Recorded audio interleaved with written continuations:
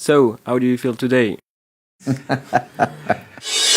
I woke up around 6 a.m. I had about 40 texts. Usually I get about 4 a day, and then I knew it wasn't good. It's just all my friends and my family, they're just saying they can't believe what's happening, and I'm just confused. I feel like it's like I feel like I have a hangover, and it's just sort of that, after like drinking way too much poison. So right now I feel like I'm just trying to process and just try to getting a little bit of clarity.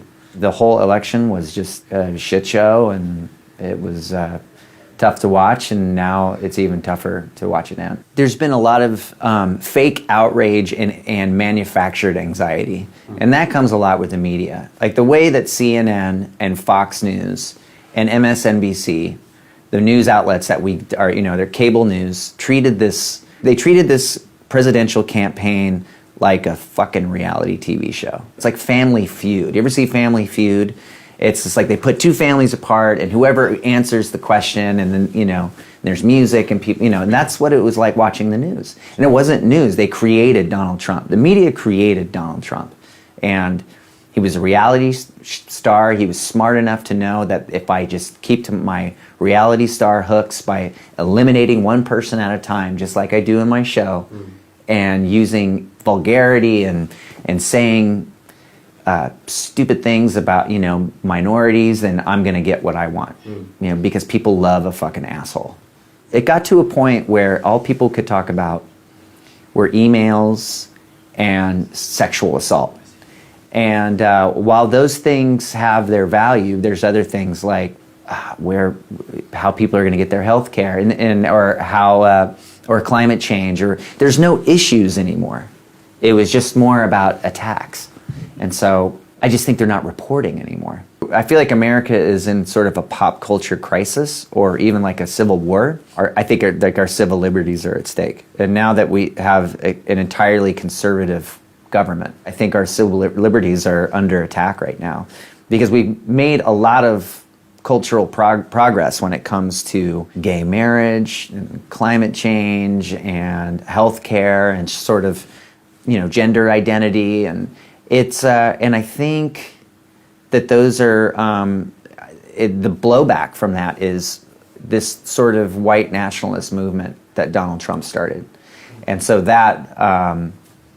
I think he grew a monster, and it's I don't know how it's going to play out, but it seems pretty terrifying right now. We just recently saw, Beyonce and Jay-Z to Bon Jovi to Lady Gaga to Katy Perry, these people all coming out for. The problem is, no matter how big they are, the movement, the Republican white supremacist movement, is right now in America bigger and more dangerous than Beyonce.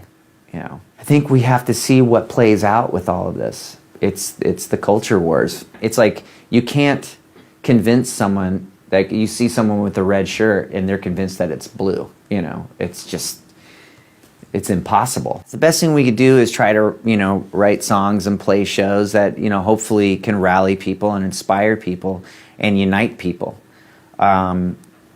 Because right now I think a lot of people might be looking for some escapism away from all that insanity. There's so much chaos and turmoil. You just want to get away from it, So, I don't know, maybe we create a private underground for people to go to if they feel like an expat or something like that. The whole thing about a song like American Idiot is, this is something I don't want to be. I didn't say I want to be a cultural icon. What I don't want to be is a part of something I don't believe in. And right now, I think that's what brought people together, is the people that were, the weird people, the ones that felt like outcasts, that felt like the media wasn't speaking for them correctly. And I think hopefully we can give them that sort of, that place to be.